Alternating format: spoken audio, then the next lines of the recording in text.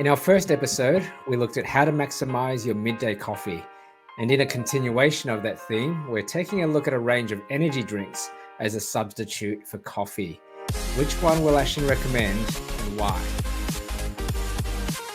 Hi and welcome to the Snooze Strategist. We believe in designing your work and life around energy levels so you can achieve more, work less, and be healthier. I'm Alex Young, and we've got Ashen here, our resident sleep scientist. How's it going, Ashen? Good, Alex. Nice quiet day here in Melbourne. So just looking forward to the chat.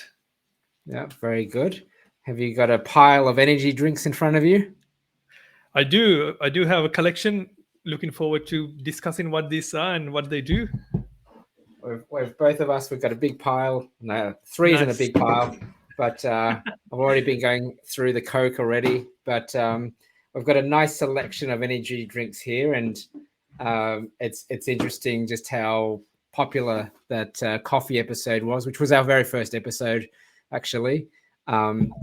Today we thought it might be interesting to understand, because not everyone drinks coffee. And so when it comes to your work day and that early morning or the post-lunch dip, what do other people also consume to sort of pump up their energy levels? And I definitely will have the odd Coke or the odd V in the afternoon, or whenever I might be facilitating a workshop. I just need a little boost of energy. I feel like I've got more energy. I'm assuming it's working. So to start this off, what we'll do is we'll show 5 different products, energy drinks, and it'll be great to get a sense of what's it selling to us, what's the marketing saying that it will actually do for us, but apart from being a delicious beverage, what's the nutritional value, and then it'd be good to understand from a science perspective what does it do for us, and then ultimately what would your choice be out of these in terms of something that's going to help boost your energy in a healthy manner. Yeah, let's jump in. So for the lineup, and this selection is really we hit the supermarket, and these are very common here in Australia. Coca-Cola, V, Shine Plus is quite new. We've got Barocca, Twist and Go, and Voost. These are quite common. Some of them are fairly. One of them is new to market, but these are the typical things you'll find in a vending machine here. Half of those we have at our work vending machine, so they're quite common. Coca-Cola, of course, because it's as it says on the bottle, it's the classic. The marketing there doesn't necessarily say it's an energy drink, but for a long time it's been the classic go-to. So that's the lineup and the selection and the why. Yes, there are more. There's Red Bull, and there are many variations. There's Mother. There's a whole range of other ones. They're of a very similar ilk. So without doing a full, broad review, this is what we're looking at. Specifically drinks that have an energy component in the marketing. All right, let's start off with our first one, Coca-Cola. So we've got the Coca-Cola Classic 600 ml. It's, as you said, it's a classic, isn't it? I use Coca-Cola as well, time to time, just to get a bit of a kick in the energy. They don't advertise how much caffeine they have on each bottle on the bottle, but the website I've found that so it's not incredibly large amount. So a 600 ml bottle like this probably have about 60 milligrams of caffeine. So it is similar to your cup of coffee, I guess. I think problem with Coca-Cola and a lot of the beverages is that, they I think in the label it says what contains in this drink, but Coca-Cola we all know they have the secret formula, so we don't know what's in it. We know the other additives they add, they publicly claim, whether it's the no sugar version has, I think, sweetness, all these things. So just looking at this, of course, it's high sugar content. So if you drink a whole 600 ml bottle, you would be drinking about 60 grams worth of sugar, which is quite a lot. And with problem with the drinks is the acidity of the sparkling drink. So there's one health concern from a dentistry point of view. But the energy wise, I think we are not recommending this as an energy normal drink, but we are looking at that energy aspect. I think can or a bottle of Coke can definitely give you a boost of energy because of the sugar plus of course the water, and then on top of that the caffeine it brings. If there, and I'm saying if because I didn't know, when I think of Coke, I always think about the sugar content, and there's a lot of videos on YouTube and science shows, with the old here's the amount of sugar in a bowl that you're actually consuming. If there's caffeine, a component of caffeine in it, would there need to be a restriction around age in terms of who should be or who can purchase this in terms of kids? Yeah, look, ideally these kids shouldn't drink Coca-Cola or any caffeinated beverage, I think. But interesting enough that I haven't seen or heard, like I have seen so many little kids drinking Coca-Cola. So personal opinion, yes, there should be, I think, because 60 milligrams of caffeine, it's just like as your standard cup of coffee. Yeah. So I do, think twice before giving it to a kid. I remember when I was just starting university, there used to be a drink from America called Jolt Cola, and they didn't sell it in Australia in the supermarkets, but you could buy it from Daimaru where it was imported in those days. And I bought a couple of them. It was very rare, hard to get hold of them, but their whole tagline was twice the sugar, twice the caffeine. And I think just when I was going through, and finishing high school, when you had all that study to do, it was an interesting time to have Jolt Cola, just if you needed that boost. But probably for a young body, it's certainly not healthy. Yeah, for sure. It's interesting, all these little things that you don't think about drinks straight away, but when you spend a bit of time and when you have a thought about it, all these questions keep popping up, right?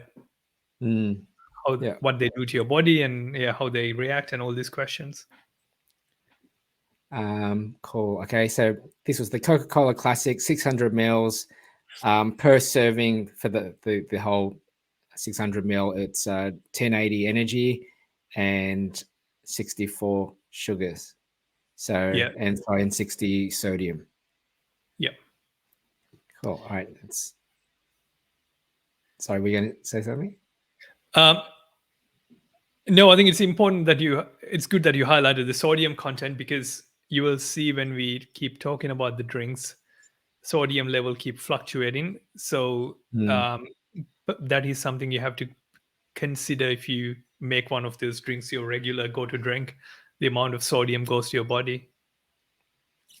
Yeah.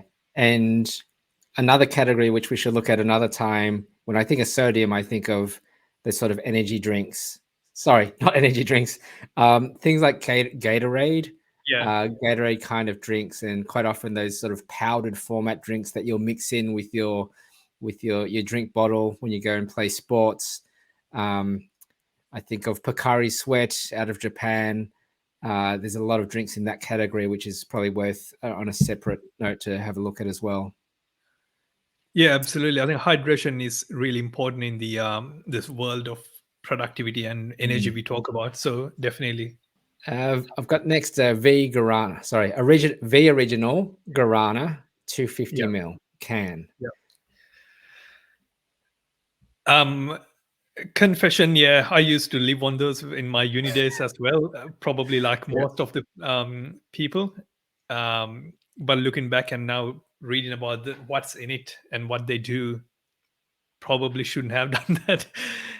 Reason I'm saying that, I think personally I don't recommend energy drinks. One of the reasons is the amount of caffeine.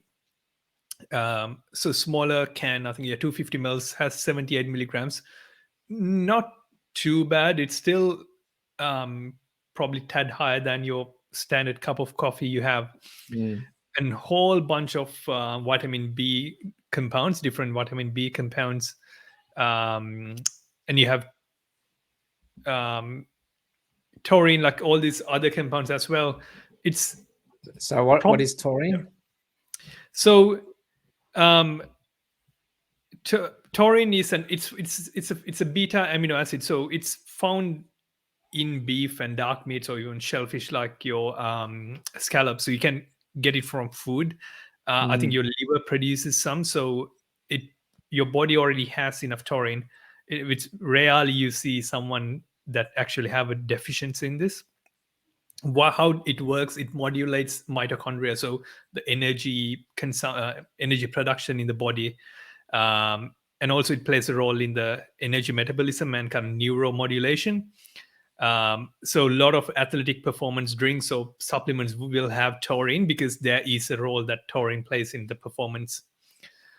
Evidence, I think, shows about you can go up to about 3 grams per day without any adverse effects. And problem with some of the studies that looked into taurine performance, they're quite small. So you have like 10, 20 people just in those research groups. So it's not large scale studies. There have been increases in blood flow among diabetic patients, increase in cycling performance. So there's evidence to suggest there's some notable improvements for sure. So taurine, I think, one of those rare ones with good amount of research behind it. If you look at, I guess, if you keep going through other compositions, inositol is another known one. Inositol does play a role. I think there are studies to show anxiety reduction formula effects, and also I think up to 200 milligrams of inositol daily shows to increase fertility as well. So a bit of a side benefit, but you probably have to end up drinking more weed to keep up with the side effects of that. Anyway, what I realized about the glucuronolactone, a bit of a tongue twister, there's not enough evidence to actually say what's the safe amount of dosage you should consume, what are the adverse effects. So that's one of the reasons I'm not really supporting a lot of the energy drinks, because of these random chemical compounds with minimal research behind them, and you keep consuming more of these. And another point, I think vitamin B, different these kind of riboflavin, niacin, all these different vitamin B compounds. Vitamin B usually requires magnesium to get it absorbed as well. So it's good to have some magnesium in it to absorb. So there can be questions around the absorption of these vitamins. And they're very small amounts of, I mean, we're going to look at some later on which have a much higher dosage or volume of it. But these are really small, 1.2 milligram of vitamin B6, 1.4. What is that symbol? Is that a 1.4 micrograms? So it's even smaller than milligrams. The B12, yeah. Yeah, you're absolutely right. They're very small amounts, and the role these are playing, they are going to break the break the sugars to energy, so to make that role a bit more efficient. I'm not 100% sure about the average quantity there as well. Guarana extract in the, I guess, the nutritional side, it's a caffeinated. It's a source of caffeine. I think it's a tree in the South Americas. Once again, don't have a lot of evidence or published data to say what's the optimal dosage is. In here it says 300 milligrams, but I couldn't really find any solid peer-reviewed journals to suggest that 300 is a good amount. And that and 275 milligram of sodium. I'm holding the big one. So this is the small one you're looking at, 250. Yeah. I've got a 500 here, and you look at the caffeine here is 155 milligram. Assuming you drink that in one go, right? Yeah, correct. And they do have a warning saying usage 1 can max daily. One of these or two of the small one. It's a fair amount, isn't it? Energy 984 kilojoules. Yeah, that's right. And caffeine 155. So that's equivalent to 2 and a bit coffees. Correct. Yeah. Interesting. Wow. And a lot of sodium, so you have to be very careful on if you keep drinking them every day. The amount of sodium goes into body is quite high, so that can have negative health consequences in terms of cardiovascular health. This is a bit of a caution there. Yeah, and as we were saying before, so sodium is the salt content. Correct. Yeah, that's right. And it's often found in those sports drinks. I was going to say energy sports drinks. In terms of, is the theory behind that it helps the absorption of the water? Yeah, and also balancing the electrolytes in the body as well. Electrolytes, that's the thing. That's the one. Yeah. All right. Let's have a look at what's up next. Shine Plus 330 ml. So this is new, this drink. I only had it for the first time maybe last week. It landed in our workplace's little vending machine. This drink, it says Better Energy Nootropic Drink. It says, you can see there, make the smart choice, low sugar, natural caffeine, vegan, no artificial sweeteners, colors, or preservatives. And of interest is what is it selling? Well, or what's the contents? So Shine Nootropics, green coffee beans, green tea, L-theanine, which you've mentioned before, turmeric, and ginkgo biloba. What are your thoughts on those ingredients? I just actually, I was drinking one while we're talking for the first time as well. It's, I think, beautifully designed. I think their website's the same, got a lot of information there, but some of these, so I understand why they have theanine here, green tea extract as well. So green tea extract will give you both caffeine and theanine naturally occurring in green tea. So role of theanine here is to cut the impact of caffeine. So I think that's what we discussed in the past. If you have theanine, if you drink caffeine, you usually get a bit of anxious symptoms or the jitteriness. L-theanine will cut that, negate that. So that's why Red Bull and all these energy drink companies put L-theanine in their drinks. In here, probably will play the same role because it has 106 milligrams of caffeine. It's a lot of caffeine. So, and the other benefit of theanine is it does relax you down a bit without making you sleepy. So it's good to calm yourself down. And if you look at the, what else is there? Ginkgo biloba, I think probably the most commonly ingested herb for brain health. It's been there for a while. A lot of supplements have it. There are studies to support show that improving in aspects of cognitive function in people with dementia. There's definitely published data to support it improves cognitive function in healthy middle-aged people. However, it is unclear whether it improves cognitive function in healthy younger people. I get a feeling these drinks are targeted at those kind of younger groups, so I'm not 100% sure the benefit-wise there.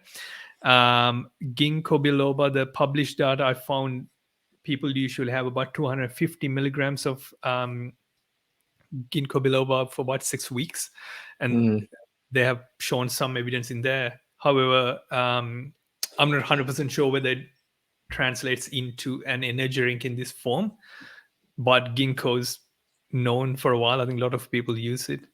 It's interesting there that the caffeine content per 100 ml, it's only 1 milligram more than the V. So the V is 31 milligram and this one's 32.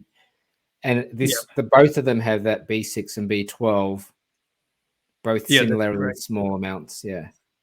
Once again, I think B6 and B12 will play a role in converting the sugars or that energy in the body already to ATPs, to actual energy blocks. What else? There's turmeric in there. main benefit I think published data showed in turmeric is reducing inflammation, and also it is an antioxidant. So it's supposed to increase the level of antioxidants. Um, that's done by a compound called curcumin. Problem with curcumin is usually you can't absorb during digestion, so it's you lose a lot of the curcumin in the digestive tract. So usually when people have curcumin, it's with pepper or something else. So Shine, I think in their website they claim this boosts attentional span and memory by forming new neurons. Lot I think the published data shows about 1,500 milligrams, which is 1.5 grams of curcumin, can provide some sort of notable improvement in depression. But they say all the data we've found, they are long-term, short to medium-term, like 3-month trial data. So we have to take for a bit longer to actually feel the difference.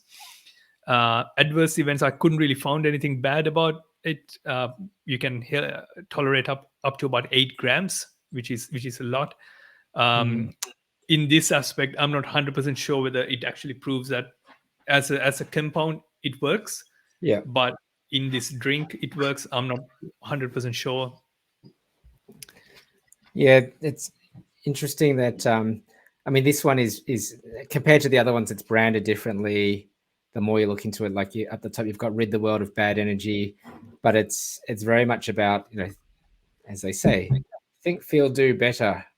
Shine with natural nootropics, a new twist on age-old ingredients to help energize and awaken your mind. So Yes. I don't know if this sort of generation would know where nootropics came from. I first heard of it probably 20 years ago when it came to whether it's over prescription or largely natural therapeutics, if you can call them that help make you smarter. So the whole thing is about nootropics being drugs to help you get smarter. So I guess that's the angle for this, which may answer why they've chosen that sort of selection. Yeah, absolutely.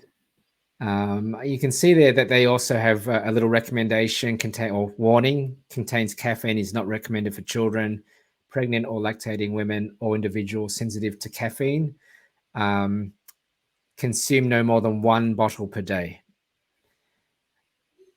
So that's interesting for that one. Just the warning labels as well with regards to these. Yeah. All right. Should I move on? Yeah, let's go to the next one. So this is the one that I picked up, the Berocca. This one was the one from the supermarket. I've tried this once or twice before.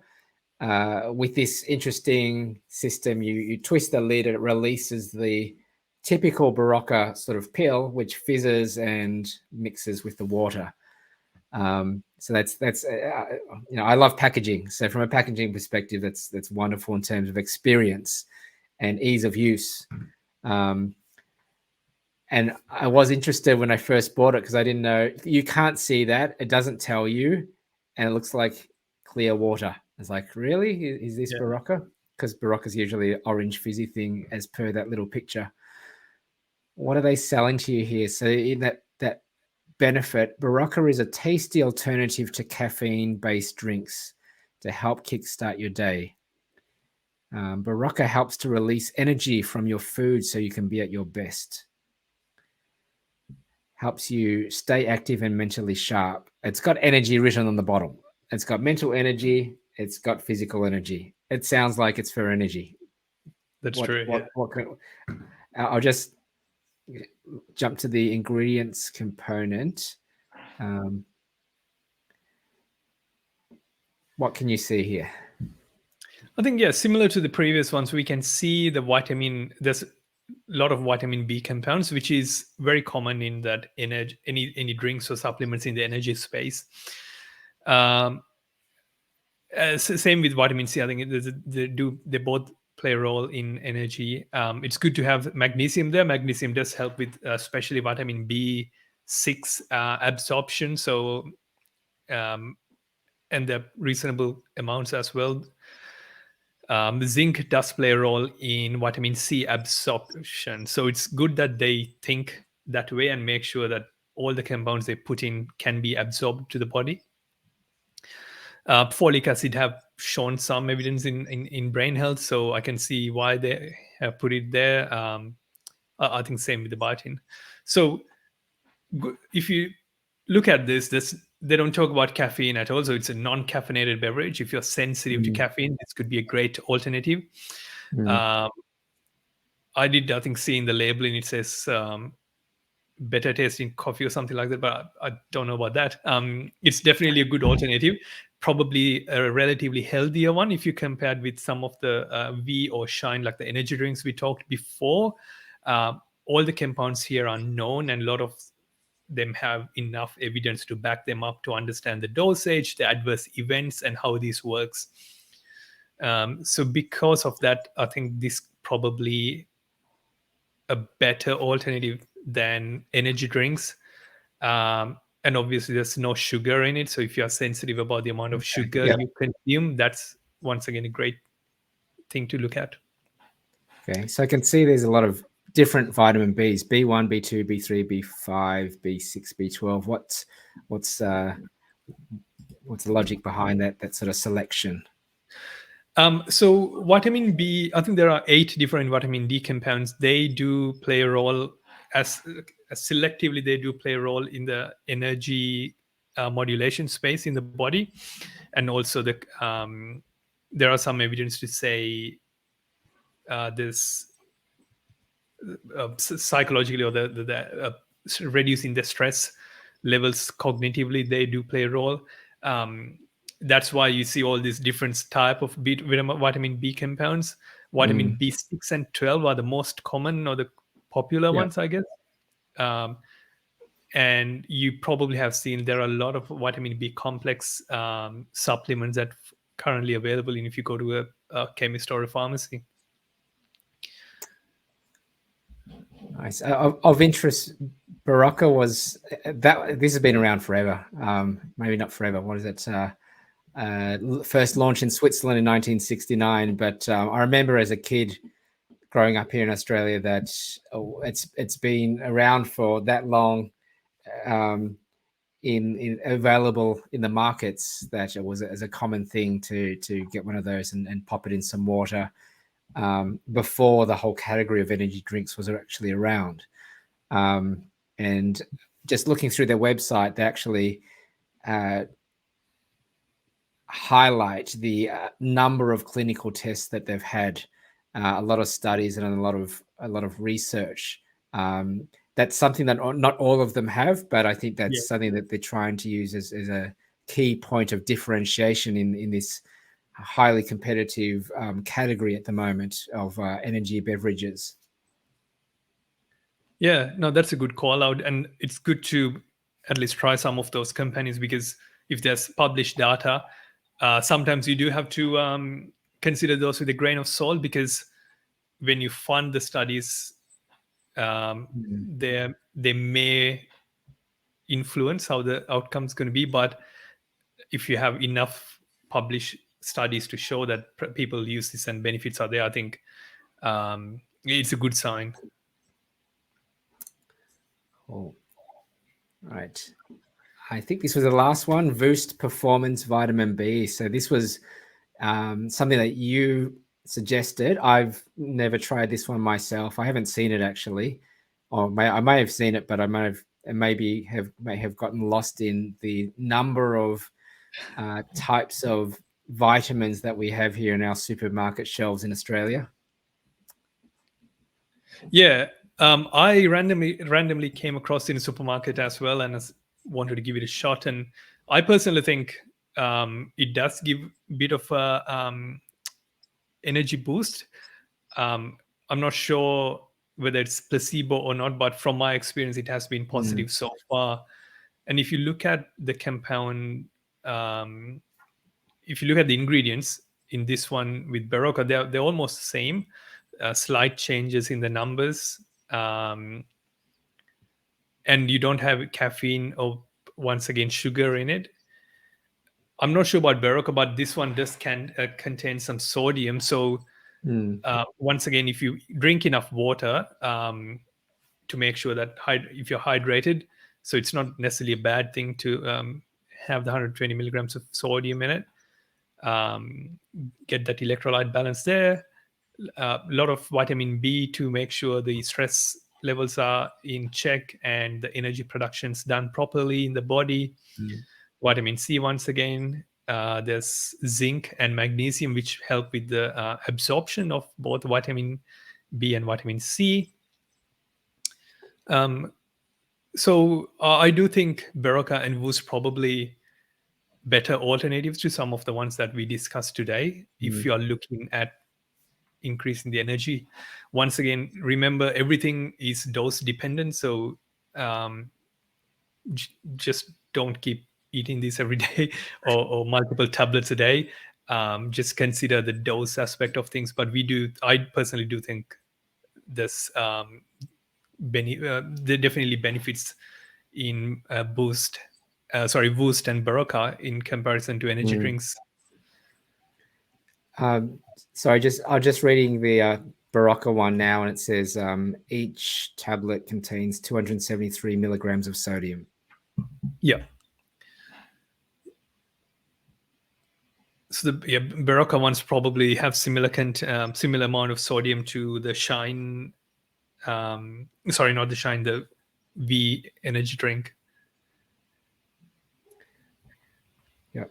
And dosage, it's interesting. They've got dosage on it. Adults and children over 12 years old, maximum recommended daily dosage is 1 tablet in 250 mils of water. Take daily or as directed by your healthcare professional. It's interesting to think of these as a part of your health regime, like taking a vitamin pill, which is probably what you wouldn't think about this, or you shouldn't think about this, but probably many people do go, look, it's that time of day. Why not have a V? You know, people say the same thing with your coffee. It's coffee time. Imagine taking one of these every day.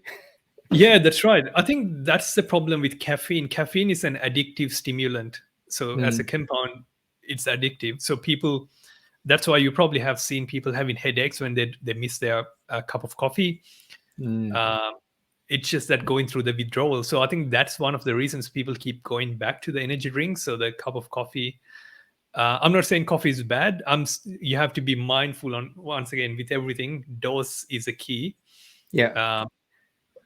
But if I have to pick between cup of coffee and V or a Monster or Red Bull, I would definitely go with cup of coffee if you're just looking for the kick, because you at least know what's in that cup of coffee. That's true. Yeah. Okay.